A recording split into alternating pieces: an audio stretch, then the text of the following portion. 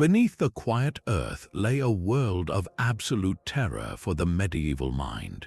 We are embarking on a journey through 25 of the most chilling and enigmatic underworld legends from that age. You will discover a hidden geography of lost kingdoms, infernal rivers, and spectral guardians that haunted the European imagination for centuries. What was the sunken city whose bells still toll beneath the waves, and who is the sleeping king waiting in a mountain's heart for his call to arms? What forgotten story from your own part of the world still sends a shiver down your spine when you think of what might be hidden below? The very air above the crater of Avernus was believed to be a poison. Ancient Romans saw this volcanic lake in Italy as the gateway to Hades, a place so cursed that birds flying overhead would fall from the sky, their lungs choked by the foul vapors rising from the earth. For the medieval mind, this classical myth was not a mere story.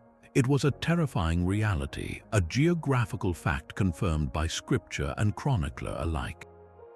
This pagan entrance to the underworld was seamlessly transformed into the literal mouth of hell itself. Monks and scholars wrote of a vast, smoldering pit where the stench of brimstone was a physical warning to the faithful. They described a cavernous opening in the world, a wound in God's creation that led directly to the eternal fires of damnation. To stand at its edge was to hear the distant echoes of torment and feel the heat of divine judgment. The implications for any sinful soul were absolute and horrifying. This was not a metaphorical journey but a tangible destination, a chasm that promised to swallow the wicked whole. How far did the legends say this terror stretched beneath the very soil of Italy? Far to the north, another fissure in the world waited, not in the sun-baked earth of Italy, but in the cool, misty hills of Ireland. The cave of Cruachan was known as Ireland's very own gate to hell, a place where the veil between our world and the other world was terrifyingly thin. Unlike the silent, poisonous air of Avernus, this gateway was alive with a malevolent energy, especially as the year turned toward its darkest point. On Samhain, the ancient festival that would later evolve into our Halloween, the barriers were said to dissolve completely. Then the cave mouth would not merely open, it would exhale a host of spectral beings. Demons and monstrous creatures, along with swarms of otherworldly birds, would pour forth to ravage the land, bringing plague and blight to the living. The dread of this annual invasion was so profound that it demanded a hero. The legend tells of a band of warriors led by the brave Nera who faced this onslaught. Their solution was as direct as it was daring. They fought their way to the cave's entrance and, with a strength born of desperation, heaved a stone of impossible size into the opening, physically sealing the gateway shut. This was no ordinary rock. It was a plug against chaos, a desperate attempt by humanity to hold back the tide of the underworld. That massive stone, they believed, still holds its post today, a silent sentinel keeping ancient horrors at bay. But the underworld was not only a place of monsters, it was also a source of forbidden wisdom, guarded by a figure both revered and feared. Deep within a cavern at the foot of the Apennine Mountains, the Sibyl of Cumae made her home. Her cave was not a gaping, fiery maw, but a labyrinth of tunnels, 100 mouths carved into the stone from which her voice would echo with countless prophecies. This was no simple fortune teller. She was an ancient sorceress who had already guided heroes like Aeneas through the land of the dead. Her knowledge was vast, her power terrifying. She would inscribe the future onto leaves, scattering them at the entrance to her grotto. To seek her counsel was a perilous undertaking. A sudden gust of wind could shuffle the leaves, mixing the fates of kingdoms and rendering her predictions a chaotic, unsolvable puzzle. For medieval Christians, this classical seer underwent a dark transformation. How could a woman who consorted with spirits and knew the secrets of the afterlife be anything but a demon? Her grotto became a cursed place, a pagan shrine that was now the haunt of the devil. The Sibyl herself was reimagined as a powerful demoness, trapped within the mountain for her pride. Her prophecies a web of dangerous lies meant to ensnare the souls of the faithful. Yet pilgrims still traveled to her cave, drawn by that same forbidden allure. They came not for divine guidance, but to witness the gateway to a hellish realm, to stand at the threshold of a power that promised knowledge at the ultimate price. From the demon-haunted caves of Italy, we travel to the coast of Brittany, where a different kind of underworld legend sleeps beneath the cold Atlantic. The story of the sunken city of Ys is a tale of divine punishment, a warning carved from salt and storm. It was said to be the most magnificent city in the world, a place of incredible wealth and beauty, built lower than the sea. Its protection was a single, massive dike, and the key to the great gate that held back the ocean was held by the king himself, a pious and cautious man. But the king had a daughter, Dahut, whose love for pleasure and freedom knew no bounds. She was the city's heart and its eventual doom. In her reckless passion, she gave the key to a mysterious and handsome stranger, a knight who had won her heart with dark charms. What she did not know was that this knight was a demon in disguise. One night during a wild and sinful festival, he used the key to unlock the gate. The sea did not simply trickle in. It exploded through the dike with the fury of a betrayed god, a colossal wave that devoured the entire city in a single, roaring night. The king barely escaped on his horse, forced to abandon his daughter to the waves as her own folly drowned the world she loved. To this day, Breton fishermen swear that when the tide is right and the wind is calm, you can hear the mournful tolling of Ys's cathedral bells, still ringing from their watery grave, a permanent reminder of the price of sin. That mournful tolling from the sunken city is a sound of finality, a barrier between the world of the living and the realm of the dead. Yet for countless souls in the medieval imagination, one last terrifying journey awaited before that silence. It was a voyage across a dark and unforgiving river. The ancient Greeks envisioned the river Styx as the great boundary of the underworld, a winding expanse of black, mystical water that no living soul could cross without aid. That aid came at a price paid to a grim and ragged ferryman named Charon. He was the gatekeeper of the dead, a figure who would only pole his boat across the Stygian currents for those whose bodies had received the proper funeral rites, a single coin placed upon their tongue or over their eyes as his fee. Without that payment, a soul was doomed to wander the desolate shore for 100 years, a lost and restless spirit. This was not a myth the medieval world forgot. Instead, they absorbed it, baptizing it in the fires of their own faith. The river Styx was seamlessly woven into the geography of Christian hell. It was no longer just a boundary, but the very river of despair that souls had to cross to face judgment, a physical manifestation of the point of no return. And Charon, what became of him? The ragged old man of the classics was utterly transformed. He shed his humble appearance and grew into a monstrous demon. His boat was no simple skiff, but a vessel of torment, and his demand for payment became a cruel parody of divine justice. The coin for passage was no longer a symbol of respectful burial, but a toll extracted for damnation itself. This demonic ferryman became an essential part of the underworld's bureaucracy, a horrific official ensuring that every soul delivered to hell had, in a way, paid for its own eternity of suffering. His figure served as a chilling lesson. It taught that even the journey into damnation had a cost, and that the price for a life of sin was counted out in the cold, hard currency of the soul. Even the coins for the ferryman could not prepare the medieval mind for the children who arrived from below with no need for payment at all. In the 12th century, in the Suffolk village of Woolpit, a truly baffling event was recorded in the chronicles. During the harvest, reapers working the fields stumbled upon two children, a boy and a girl, emerging from a deep pit used for trapping wolves. Their appearance was utterly alien. Their skin was tinged a profound green, and they wore clothing made of an unfamiliar fabric. They spoke a language no one could recognize, and at first they would eat nothing offered to them. They were terrified and alone, seemingly from a place that was not on any map. Eventually, as they grew accustomed to this new world, they learned to eat beans and then bread, slowly losing their green coloration. They were baptized, and through this process the girl learned to speak English. It was then that she told their story. She explained that they came from a land called St. Martin's Land, a place where the sun never shone, and all light was a perpetual twilight like the glow just before sunset. They were herding their father's cattle when they heard a loud noise and found themselves drawn into a cavern. They followed the sound, walking through a long, dark passage until they suddenly emerged into the blinding brightness of the Suffolk sun. Their entire world was a subterranean realm, a hidden country existing just beneath the feet of ordinary people. The girl eventually adapted fully to our world, but the boy grew sickly and died, his constitution never suited to the world above.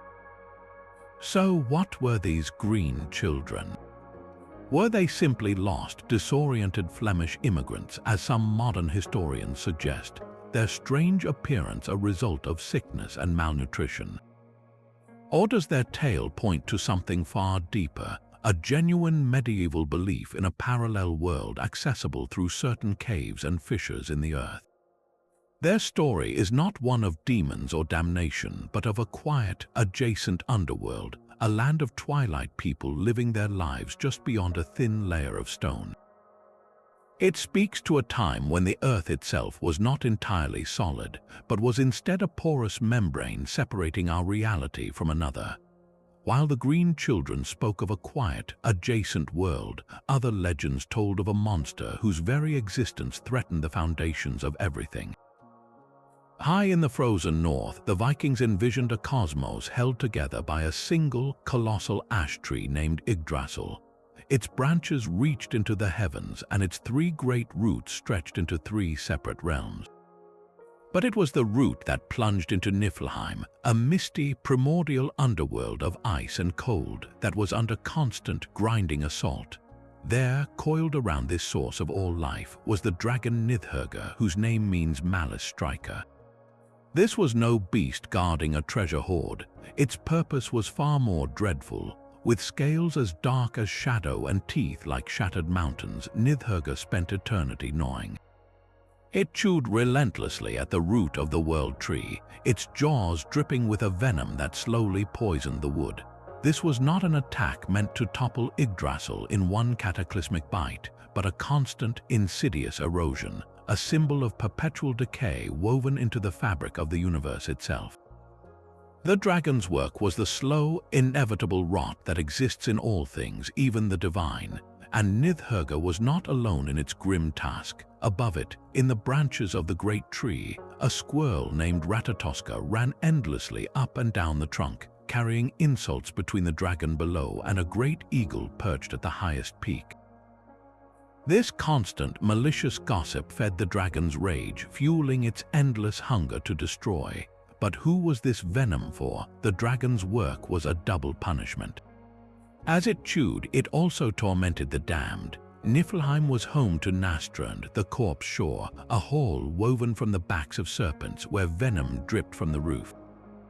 Murderers, oath-breakers, and adulterers were forced to wade through these icy, poisonous rivers, their cries of agony serving as the only music for the malice striker's feast. The dragon would chew on their bodies as readily as it chewed on the root, linking the moral decay of humanity directly to the cosmic decay of the world. How did such a stark vision of the underworld survive the coming of Christianity? The dragon did not die with the old gods, it simply slithered into new tales. The image of a great serpent or dragon coiled at the bottom of the world, embodying chaos and evil, resonated deeply with a medieval Christian audience. It reinforced their own belief in a literal devil, a monstrous enemy constantly working to undermine God's creation from its very foundation. The Norse dragon of decay became another face for the serpent of Eden, a timeless enemy gnawing at the roots of faith itself. Deep within the Kyffhäuser mountain in Germany, an emperor sleeps. Frederick Barbarossa, the great red-bearded ruler of the Holy Roman Empire, did not truly die on a crusade in the 12th century. Instead, legend says he was transported to a magnificent cavern hall beneath the stone, where he sits even now at a table of marble. His head rests in his hands, and his fiery red beard has grown so long it coils around the table legs. But it is not a beard of hair, it is a beard of living, twisting iron. Every 100 years, he slowly opens his eyes and asks his knights, who stand silent and ready around him, if the ravens still fly around the mountain. The answer must be no. Only when the ravens are gone will it signal that the world is ready for his return. Then, and only then, will he arise, shake off his centuries of slumber, and ride forth to restore the German Empire to its former glory, saving his people in their most desperate hour. This was not a story of terror, but one of profound hope. In times of war and fragmentation, the legend of the sleeping king assured a nation that their greatest leader was not lost to them, but merely waiting, a hidden source of strength sleeping in the very bones of the land.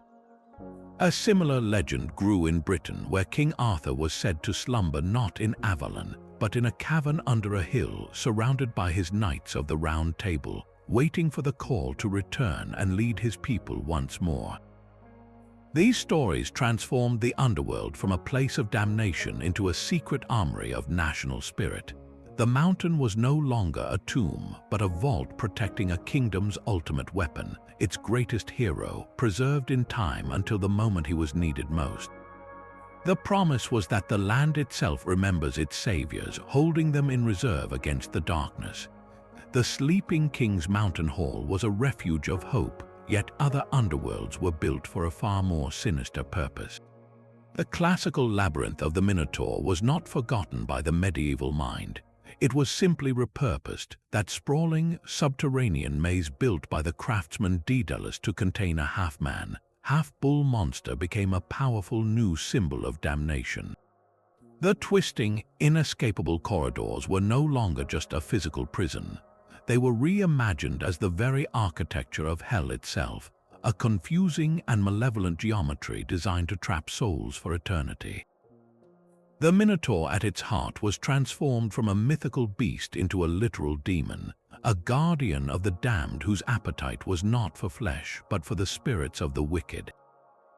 This reinterpretation gave knights and pilgrims a new way to visualize their spiritual struggle. Entering a life of sin was like walking willingly into a labyrinth from which there was no return without divine guidance. The story of the hero Theseus, who navigated the maze with the help of a thread from the Princess Ariadne, became a perfect Christian allegory. The knight, representing the virtuous soul, could only navigate the terrors of the world and the underworld by holding fast to the thread of faith, a gift from a higher power. Without it, he would be lost forever, another victim for the demon at the center. This idea was so compelling that medieval cartographers sometimes drew the labyrinth on their maps, not as a relic of a bygone age, but as a real and present danger. They located it on the island of Crete, yes, but also in more symbolic, spiritual locations. It was a warning that such places of ultimate testing and terror existed, waiting for the unwary. The legend taught that the underworld was not always a single location, but a state of being, a complex puzzle of temptation and despair that every soul had to navigate with only their virtue as a guide. The labyrinth's demonic guardian was a monster of absolute hunger, but the Celtic underworld offered a far more complex and mysterious destination. Across the sea in the misty hills of Wales, the realm of Annwn was neither the fiery pit of Christian hell nor the joyous halls of heaven. It was an otherworld, a land of the dead that defied simple definition. Annwn was a place of perpetual twilight and feasting, a paradise of endless bounty where sickness and old age were unknown. Its king was Gwyn ap Nudd, whose name means White Son of the Mist. He was a powerful and ambiguous figure, a hunter god who ruled the spectral host known as the Wild Hunt. On stormy nights, you could hear his hounds baying in the wind as he chased the souls of the dead across the sky, gathering them for his kingdom below. Yet Anon was also a place of danger and illusion. Its beauty was a mask, for this was a realm of constant challenge. Heroes did not journey there to rescue the damned, but to seek its legendary treasures, the 13 spoils of the Underworld. These were not mere gold and jewels, but magical artifacts of immense power. The most famous quest was by King Arthur himself, who led a raid on Anon to steal its magical cauldron. This was no ordinary pot. It was a cauldron of rebirth and inspiration, one that would not boil the food of a coward. Arthur's mission was a catastrophic failure.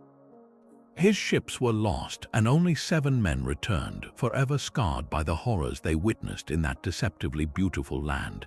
This story reveals a profound Celtic belief that persisted long into the medieval era. The afterlife was not a final judgment, but a continuation of existence in a parallel world that mirrored our own.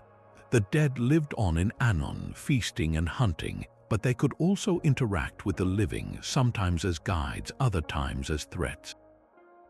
The veil between the worlds was thin, especially during festivals like Samhain. A traveler might stumble through a hidden passage and find themselves in Anon, only to return 100 years later, aged in a single moment.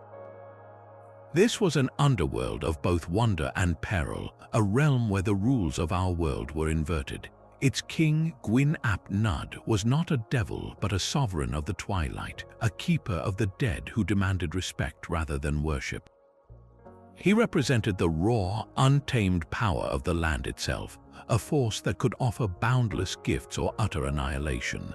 The enduring legend of Anon reminds us that for many in the medieval world, the kingdom of the dead was not a place of eternal punishment, but another country, just out of sight, waiting for the right moment to reveal itself. Odysseus' journey to the land of the dead was not merely an ancient Greek adventure for medieval thinkers. It was a profound spiritual blueprint. When Homer's hero performed the sacred rites, pouring out the blood of a sacrifice to give the shades a temporary voice, he was engaging in a ritual that felt eerily familiar. This was a pagan katabasis, a descent into the underworld, and the church fathers saw in it a powerful, if flawed, mirror of their own teachings. Odysseus' conversations with the dead were not simple ghost stories. They were parables, the shade of the great Achilles, who declared he would rather be a poor farmer's servant on earth than a king among the dead, delivered a devastating sermon on the emptiness of earthly glory. His legendary heroism meant nothing in the face of eternity, a stark warning against the sin of pride. The blind prophet Ys, who retained his wisdom even in death, offered guidance that was conditional, a twisted path forward that came with dire warnings. For the medieval mind, this was a clear lesson. Knowledge from the underworld was dangerous, perhaps even demonic, and it always demanded a heavy price. The entire voyage was reinterpreted as a moral journey. Every encounter, from the silent, aggrieved Ajax to the eternally toiling Sisyphus, served as a tableau of the consequences of a life poorly lived. This classical poem was scrubbed clean of its pagan origins and repurposed. It became a Christian allegory about the perils of temptation, the fleeting nature of fame, and the inescapable judgment that awaits every soul after its final breath. Yet this idea of a beautiful, perilous underworld would have been utterly alien to the earliest biblical writers. Before the fires of hell were stoked in the medieval imagination, there was Sheol. This ancient Hebrew underworld was a profound and unsettling mystery for Christian theologians to unravel. It was not a place of punishment or reward, but a vast, silent cavern deep beneath the earth. Here, all souls went after death, the righteous and the wicked alike. The Psalms describe it as a land of dust and forgetfulness, a realm of shadows where the memories of God Himself seemed to fade. In Sheol, there was no praise, no feeling, no activity. It was a state of sheer, passive existence, a hollow echo of life. The dead were mere shades or Rephaim, clinging to a feeble consciousness that slowly slipped away into the universal silence. This was not damnation, but a form of cosmic dormancy. For medieval scholars reading these old texts, this created a serious theological problem.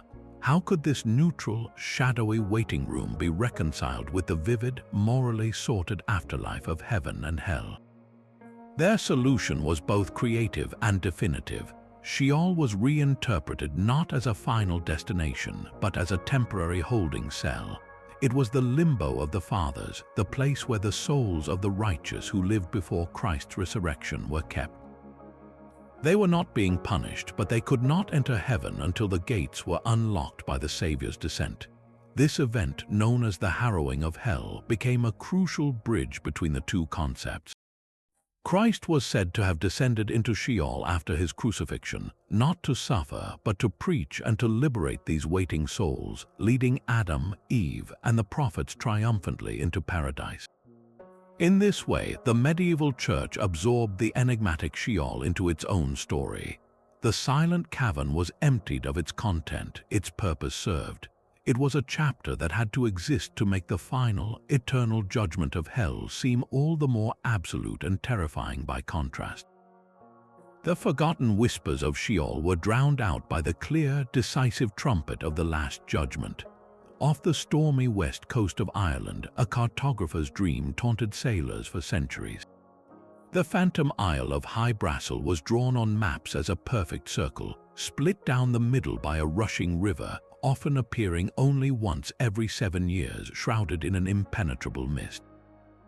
To see it was the ambition of every mariner, but to reach it was a feat few ever accomplished. The legends surrounding this elusive land were as varied as the sea itself. Some said it was an island of advanced beings, a paradise where the people possessed incredible wisdom and lived in a state of perfect peace, their technology and knowledge far surpassing anything in the known world. Others whispered a more unsettling theory. They believed the island was not land at all in the conventional sense, but the uppermost peak of a vast subterranean kingdom, a portal to a world that existed deep beneath the Atlantic waves. When the mist parted and the island became visible, it was because the gateway between the worlds was briefly open. These stories were not just tavern tales. They were supported by the official charts of the time. Respected mariners' maps, like the 1325 Portoland chart by Angelino Dulcet, clearly marked the island's location. Ship logs from explorers told of glimpsing its haunting silhouette on the horizon, only to have it vanish as they drew near. The most famous attempt to find it was led by John Cabot, the explorer who later claimed Newfoundland for England. He embarked on a voyage specifically to locate High Brassel, convinced its discovery would bring him greater fame than his previous journeys. While he returned claiming success, no physical proof was ever presented, leaving the mystery intact. This enduring belief in a land that flickered in and out of existence speaks to a medieval world that was still filled with magical possibilities. The ocean was not just an empty expanse of water, but a canvas for the imagination, where enchanted islands could rise from the depths to test the courage and faith of those who sailed them. What would it mean to finally set foot on such a shore, only to find it was a doorway to something far older and deeper than anyone could have guessed? The howling wind on a winter's night was not just a sound, it was a hunting horn. Across northern Europe, from the British Isles to the German forests, people huddled inside as a terrifying parade tore across the sky. This was the Wild Hunt, a cavalcade of the dead, a furious storm of spectral hounds and ghostly riders led by a figure of immense and dreadful power. In Scandinavia, it was Odin, the All-Father, transformed into a dark huntsman leading the souls of the fallen. In England, it was the ancient King Hurler, bound to an eternal ride after a fairy king's curse. This was no random haunting. The hunt had a clear, terrifying origin. It did not ride from the clouds, but erupted directly from the underworld. It poured forth from the mouth of a cave, from a burial mound, or from a crack in a mountain, a tangible extension of the land of the dead into the world of the living.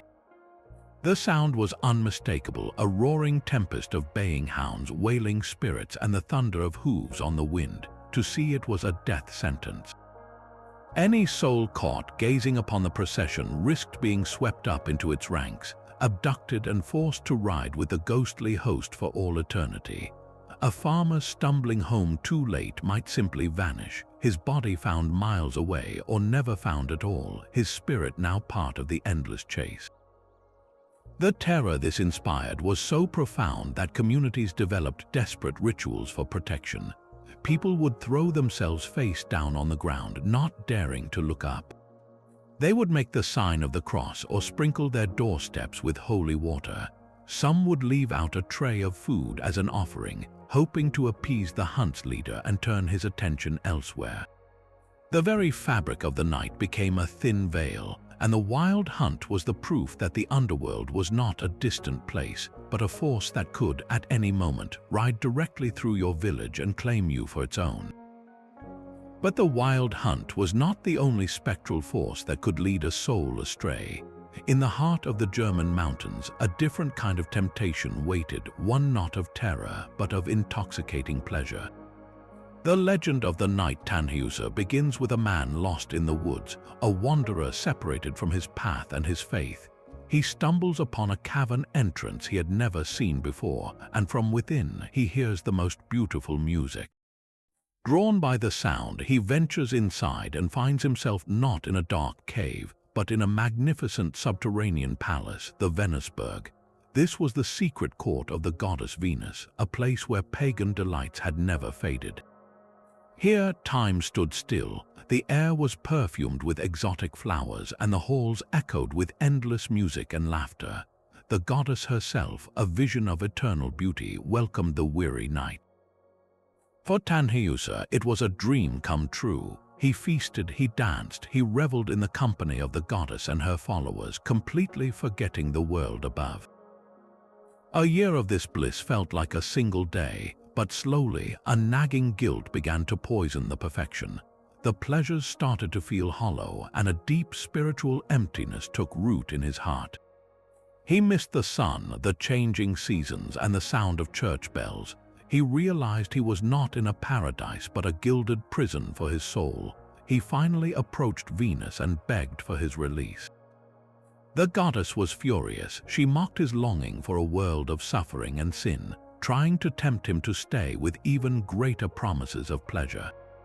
But Tannhäuser, in his desperation, called upon the Virgin Mary. At the sound of that holy name, the enchanted palace trembled. The spell was broken, and he found himself suddenly ejected from the mountain, standing alone in the familiar German forest. The cave entrance vanished behind him. His struggle, however, was only half over. He now had to seek forgiveness for the year he had spent in sin. He traveled to Rome to see the Pope himself. When he confessed his story to the Holy Father, the Pope was horrified. He declared that forgiveness for such a deep entanglement with pagan forces was as impossible as his own wooden staff sprouting green leaves. Crushed by this absolute condemnation, Tannhäuser left in despair. He had nowhere to go but back to the only place that would have him. He returned to the mountain, found the entrance once more, and disappeared into the Venusberg forever. But a miracle occurred. Just 3 days after Tannhäuser's departure, the Pope's dry staff indeed burst into bloom with fresh, green leaves. It was a divine sign that God's grace was far more merciful than the judgment of man. By then, it was too late. The night was lost. This story became one of the most powerful medieval allegories for the human condition. It was not about a monster to be slain, but an internal battle between worldly desire and spiritual peace. The Venusberg was the ultimate symbol of a seductive sin that feels like heaven but leads to hell. Tannhäuser's tragic end served as a chilling reminder that redemption is always possible, but that despair can lock the door from the inside, trapping a soul in a paradise that is, in truth, the most elegant prison of all. A storm of truly biblical fury broke over the English town of Bungay on a Sunday in August 1577. As the congregation huddled inside St. Mary's Church, the sky turned an unnatural black, and the wind roared with a voice not of this world. Then, with a blinding flash of lightning and a crack of thunder that shook the very stones, a nightmare forced its way through the church doors. It was a colossal black dog, a creature of pure darkness and hellfire. Contemporary accounts describe it as a spectral hound, its eyes burning like coals and its breath a visible, scorching heat. It did not snarl or bite like a beast of the earth. It moved with a terrifying, silent purpose, its very presence a weapon. It raced through the terrified parishioners, and where it passed, it left 2 men dead, their bodies contorted and scorched as if struck by lightning, their lives literally burned away by its infernal breath. The creature then vanished as suddenly as it had appeared, leaving behind a scene of holy desecration and absolute terror. This was no random act of nature. For the people of Bungay, this was a direct assault from the underworld. The black dog was understood to be a familiar of the devil himself, a physical extension of Satan's power sent to punish a sinful community or to test the faith of those within God's own house. Its target was not just any building, but a church, the very bastion of spiritual safety. The message was chillingly clear. The forces of the underworld were not confined to distant caves or mythical rivers. They could and would invade the most sacred of spaces, turning a place of refuge into a hunting ground. This legend cemented the image of the phantom black dog in English folklore as a direct messenger of death, an omen of doom that served as a terrifying reminder that the boundary between the earthly and the infernal was terrifyingly thin and could be shattered in an instant by a storm from hell. While the black dog of Bungay was a sudden, violent invasion from below, another underworld entrance in Ireland promised a far more structured, yet equally terrifying spiritual journey.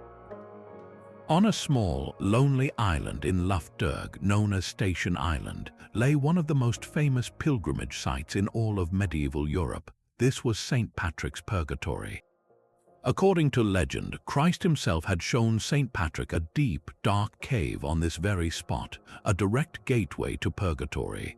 This was not the eternal damnation of hell, but a temporary realm of cleansing fire where souls atoned for their sins before entering heaven. The cave was a divine concession, a physical place where the living could witness the fate that awaited them and be spurred to a more pious life. For centuries, pilgrims traveled from across the continent to this remote Irish lake, seeking not solace but a confrontation with the afterlife itself. The ritual was brutal. After days of fasting and prayer, the pilgrim would be locked inside the cave for a full 24-hour vigil, left alone in the absolute darkness to face whatever visions God would send them. And the visions were never gentle. They were visceral, guided tours of the underworld's torments. Pilgrims reported being led by a spectral guide through caverns of ice and rivers of fire. They saw souls being torn apart by demons on jagged rocks, only to be made whole and torn apart again in an endless cycle. They heard the agonized screams of the prideful and the envious, each punishment perfectly tailored to their earthly sins. The very air was thick with the smell of brimstone and the sound of weeping. One of the most famous accounts came from the knight Owen in the 12th century, whose story spread across Europe in countless manuscripts. He described crossing a narrow, precarious bridge over a stinking abyss, a test for the sinful. Below him, he saw friends and relatives he had known in life, now suffering horribly, begging him to return to the world and pray for their deliverance. This was the ultimate purpose of the pilgrimage. It was not a passive sightseeing trip to the underworld, but an active mission. The pilgrim was a witness, a journalist from the land of the living, sent to document the horrors of the afterlife and bring back a dire warning. The visions at St. Patrick's Purgatory made the abstract doctrine of purgatory terrifyingly real. It taught that the consequences of every minor sin, every uncharitable thought, were waiting in a dark cave in Ireland, a tangible place you could actually visit. This physical gateway transformed theology into geography and faith into a stark, unforgettable experience. That physical gateway to purgatory offered a path to eventual salvation, but in the deep forests of the Slavic world, the afterlife was a much colder and more immediate presence. The underworld of Nav was not a place of fire, but of perpetual shadow and damp. This was a realm of profound silence and chill, a wet, boggy land where the sun's light never reached. It was not a destination for judgment, but simply the place where the dead continued their existence, a gloomy reflection of the world above. Ruling over this somber domain was the god Ys, a figure of immense and complex power. He was not a devil, but a deity of the earth, of cattle, and of wealth, whose kingdom lay deep beneath the roots of the great world tree. Ys was a shapeshifter, often appearing as a great serpent or a bear, a lord of the wild, untamed forces of nature that operated outside the order of the sky gods. His relationship with the thunder god Perun was the central myth of Slavic cosmology, a perpetual cycle of conflict where Perun would strike down Ys, only for the underworld god to be reborn, representing the eternal struggle between the celestial order and the chthonic, fertile chaos of the earth.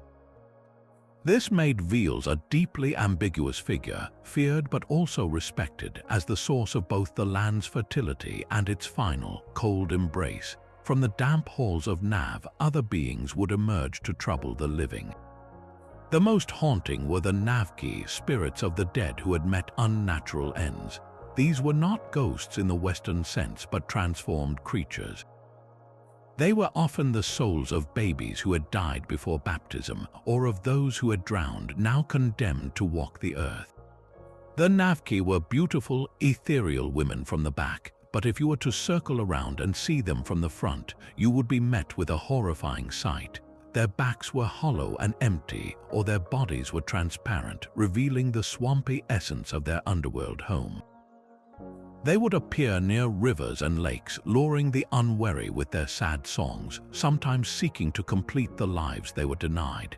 This belief in a permeable boundary between Nav and the living world shaped daily life. Protective customs were woven into the very fabric of Slavic culture. People would carve symbols onto the eaves of their homes to ward off these spirits. They would avoid speaking the names of the dead directly for fear of calling them back from the cold. Offerings of food were left at crossroads, not as gifts, but as payments to appease the Navki and persuade them to return to their damp realm. The entire medieval Slavic world was built on this understanding that the underworld was a constant, chilling neighbor, its inhabitants always just a step away in the deep shadows of the forest, waiting for a moment of carelessness to cross over. The cold, damp silence of Nav was a world away from the roaring seas that carved the coast of Cornwall. Here, another kingdom was lost not to shadow, but to the relentless hunger of the ocean. Stretching west from the rocky tip of Land's End past the Isles of Scilly, a vast and fertile plain was once said to thrive. This was Lyonesse, a land of 140 prosperous villages, dense forests, and a great, shining city. Its fields were rich, its people were happy, and its most famous son was the tragic hero Tristan, whose legendary love for Isolde became a cornerstone of the Arthurian tales. In its prime, it was the westernmost jewel of Arthur's Britain, a bastion of chivalry and courtly love. Then, without warning, the sea took it all. The stories tell of a single cataclysmic storm, a tempest of such fury that the very foundations of the land crumbled. Giant waves taller than the highest tower surged across the plains. The ground split open, swallowing entire villages as the Atlantic poured in. By the time the sun rose on a calm and empty sea, Lyonesse was gone, leaving only the highest peaks of its hills to form the scattered Isles of Scilly. The destruction was so complete it felt like a divine punishment, an erasure of a world, but the memory of Lyonesse refused to die. For generations, Cornish fishermen sailing over the submerged plains have told a consistent and haunting story. On still, quiet days when the water is like glass, they can hear the deep, resonant tolling of church bells rising from the abyss. The sound is muffled and distant, a ghostly melody carried by the currents, as if the drowned spires of Lyonesse's churches are still calling their congregations to a service that will never begin. These are not the joyful bells of a celebration, but the slow, mournful knells of a funeral, a permanent memorial ringing from the seabed. What could cause such a persistent echo across centuries? Some say it is the ocean itself playing tricks with the waves in underwater caverns. Others hear the voice of the land itself, a spectral memory of what was lost, forever reminding the living of the power that lies beneath the waves. The legend of Lyonesse serves as a poignant counterpoint to the fiery underworlds of damnation. This was a kingdom claimed not by demons, but by the natural world, a stunning reminder that the earth itself can open and create its own realms of the lost and the forgotten, a quiet, watery grave for a piece of Arthur's golden age. The mournful bells of Lyonesse faded beneath the waves, but in the misty highlands of Wales, a different sound echoed through the night, the baying of hounds that were not of this earth. These were the CW circumflex en anon, the hounds of the otherworld, and their cry was a herald of death. Unlike the solid, hellish beast that attacked Bungay Church, these creatures were spectral, their fur shimmering with an unearthly light, said to be either a brilliant, ghostly white or a startling, blood-like red. They moved as a pack, a phantom hunt racing through the darkened valleys, their paws making no sound as they passed over the terrain. Their eyes glowed like embers in the gloom, and their howls were not merely noise, but a chilling music that froze the blood of any mortal who heard it. They were not random monsters, but disciplined hunters on a sacred, somber mission. Their quarry was human souls. The CW circumflex en anon scoured the land for those nearing death, their supernatural senses attuned to the fading spark of life. To hear their baying close to your home was understood as a direct omen, a warning that a soul was about to be collected for the journey to the underworld. This made them deeply feared, yet they were not evil in the way a Christian demon was evil. They were servants, the loyal hunting dogs of Gwyn ap Nudd, the king of Anon. He rode at the head of this wild hunt, a majestic and terrifying figure guiding his pack as they gathered the newly departed. The hounds were his instruments, ensuring that the dead found their way to his twilight kingdom.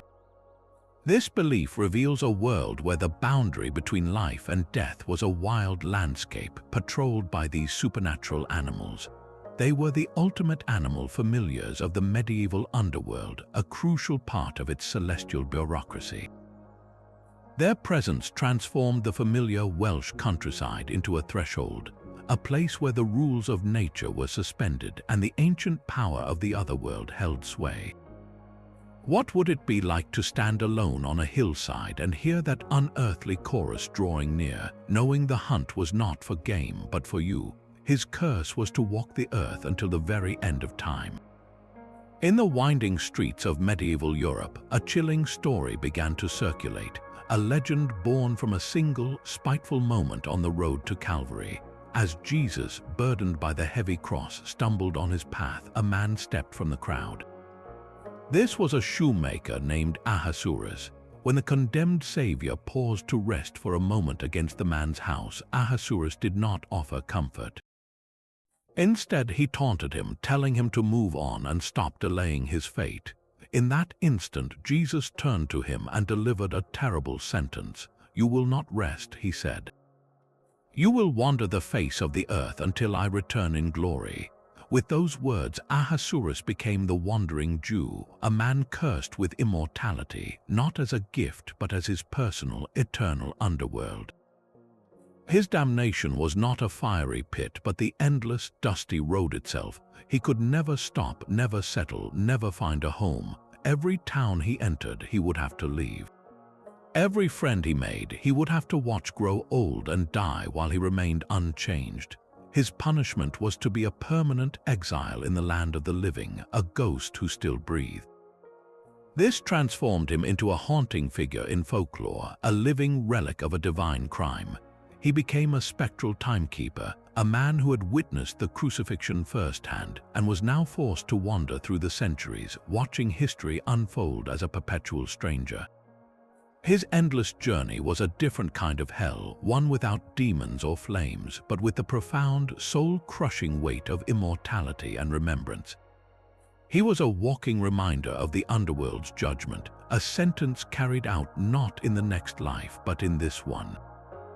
What would it be like to see empires rise and fall, to see languages change and cities transform, all while knowing you can never be a part of any of it, that your only purpose is to walk until the end of the world? The sheer rock face near Rocamatta seemed to hold more than just shadows. French folklore tells of witnesses who saw a phantom army emerge directly from the solid cliff, a silent host of warriors materializing from the stone. These were not living soldiers, but the spirits of long-dead fighters, their forms shimmering in the twilight before fading back into the mountain. The legend explained that these souls were not at rest. They were trapped in a vast subterranean barracks deep within the earth, a hidden armory where they remained eternally at the ready, awaiting a call to battle that would never come. Their appearances were not random hauntings, but a direct result of their confinement. The groaning of the rock in a storm was not just the wind, it was the sound of their ghostly formations shifting in the caverns below. A sudden chill in a summer breeze was the cold of their ancient fortress leaking into our world. This belief transformed ordinary geological phenomena into evidence of a spectral military presence. The very landscape became a living chronicle, its strange echoes and fleeting shadows proof of an entire army sleeping in the heart of the mountain. What other unexplained sounds in the natural world might be the muffled activities of a world just beneath our feet? A deep well could be far more than a source of water in the Germanic world. It was a passage to the domain of a powerful and unpredictable queen. Frau Holl ruled a subterranean kingdom of stunning domesticity, a realm where the ordinary chores of a peasant woman's life held cosmic weight. Her world was accessed by climbing down the mossy stones of a simple village well, a journey that led not to a watery grave but to a sunlit, underground countryside. Here the sky was a pale, eternal blue, and the figure of Holl herself was the embodiment of a stern, maternal authority. She was often depicted as an old woman with strikingly large teeth, a feature that spoke not of a monster but of a powerful, primal force. Her kingdom was a reflection of the world above, yet perfectly ordered according to her strict moral code. She was the ultimate household manager, and her primary concern was the virtue of hard work. The most famous tale involves two sisters, one industrious and kind, the other lazy and spiteful. When the good sister, driven by desperation, jumps into the well, she finds herself in Holl's realm.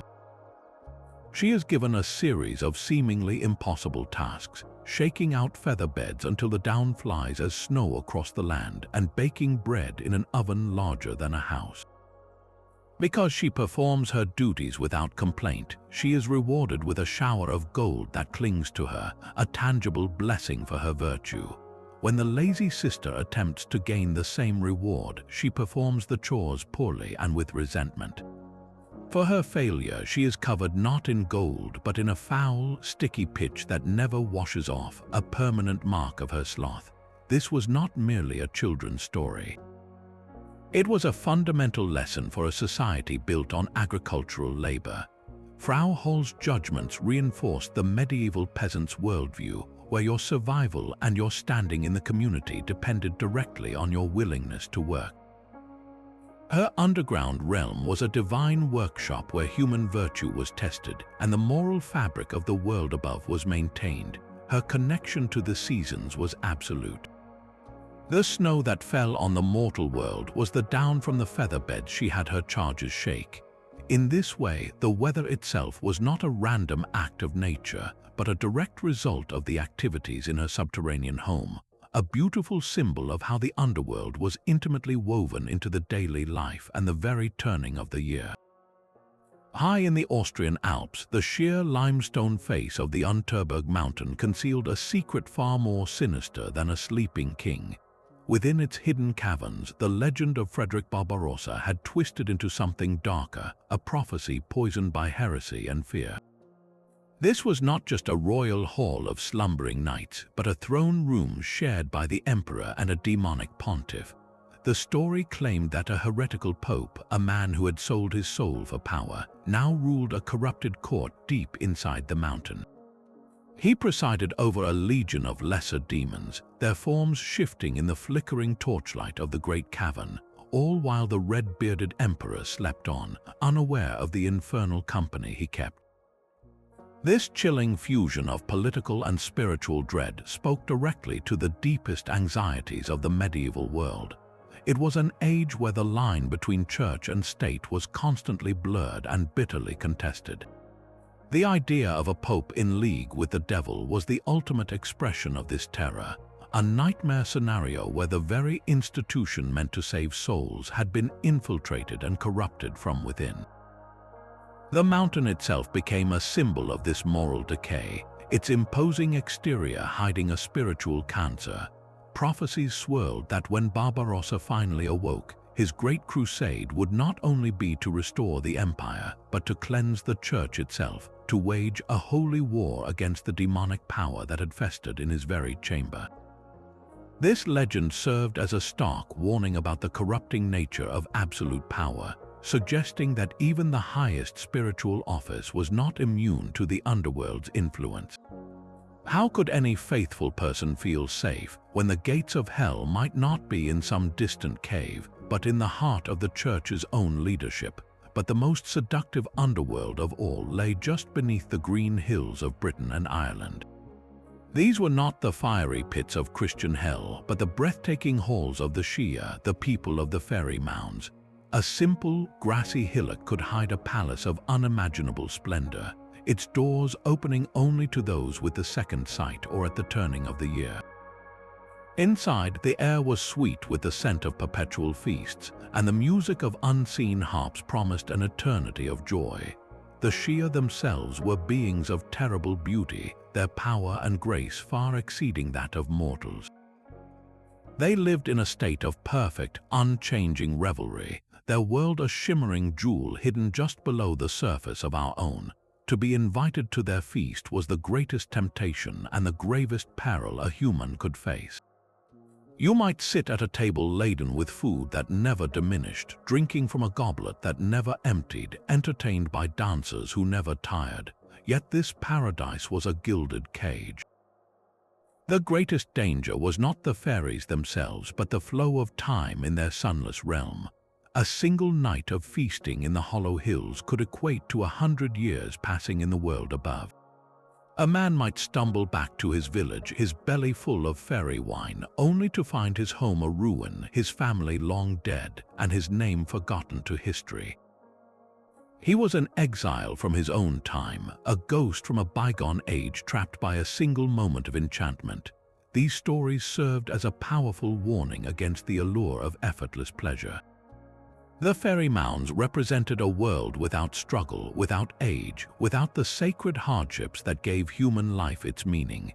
To choose that path was to erase your own story, to become a permanent guest in someone else's eternal celebration, forever separated from the living, changing world you once knew.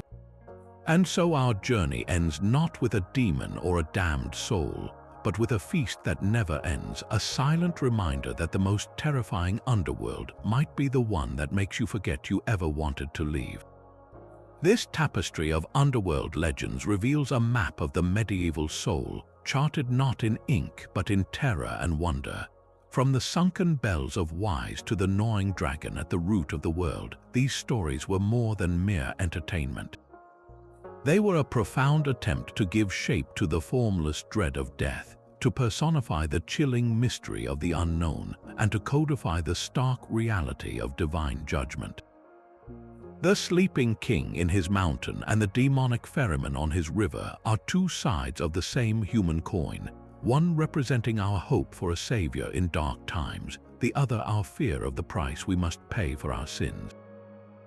These legends gave a geography to the afterlife, transforming abstract theology into tangible landscapes of ice, fire, and twilight that one could almost visit.